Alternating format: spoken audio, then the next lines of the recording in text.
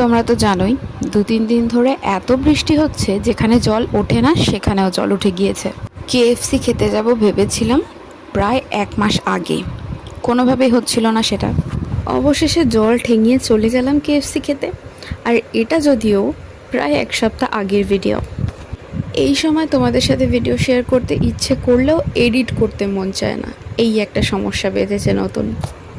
তো রীতিমতন কেএফসিতে এসে বসে আছে অর্ডার দেওয়ার পর, আর প্রায় এসেছে 30 মিনিট পর।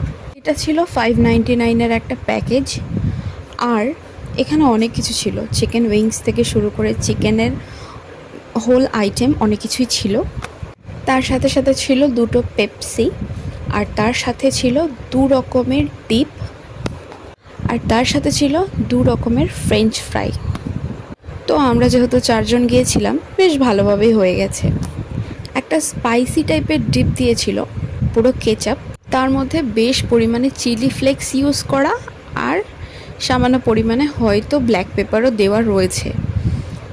এটাতে ডিপ করে খেতে যে এত টেস্টি লাগছিল কি বলবো, মানে পুরো টেস্টটা ইনহ্যান্স করছিল এই চিকেন উইংসগুলোর। অ্যাকচুয়ালি চিকেন উইংসে তো সেরকম মশলাপাতি কিছু থাকে না, জাস্ট চিকেনটা ম্যারিনেট করা থাকে, তারপর ময়দায় কোটিং করে ভেজে দেয়। তোমরা জানোই যারা যারা বাড়িতে তৈরি করেছো। তো এই যে কেচাপটা বা এই যে ডিপটা ছিল এত টেস্টি ছিল, ধারণার বাইরে। আর তোমরা আলু ভাজা বলো অথবা ফ্রেঞ্চ ফ্রাই যাই বলো না কেন, প্যাকেজে যখন রয়েছে তখন তো নিতে হবেই। তো এটাও বেশ টেস্টি ছিল।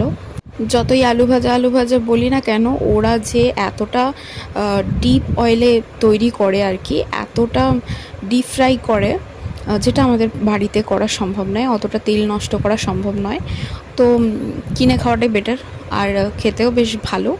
আর আমরা যখনই যাই অ্যাক্সেস মলের কেএফসিটাতেই যাই, কারণ এখানে আরও অনেক কিছু পাওয়া যায়। পিৎজা হাট থেকে শুরু করে বার্গার কিং, তারপরে টাকো বেল, অনেক কিছু রয়েছে। তো চাইলে ওগুলো ট্রাই করা যায়, সেই কারণে আমরা ওখানেই যাই। আর একটু ঘোরাঘুরিও হয়ে যায় আর কি। বেশি ভালো লাগে ওখানে মেশিনে যে ম্যাসাজটা নেওয়া হয়, 10 মিনিটে 100 টাকা নেয়, ওটার জন্য আমার স্পেশালি ওখানে যেতে ভীষণ ভালো লাগে।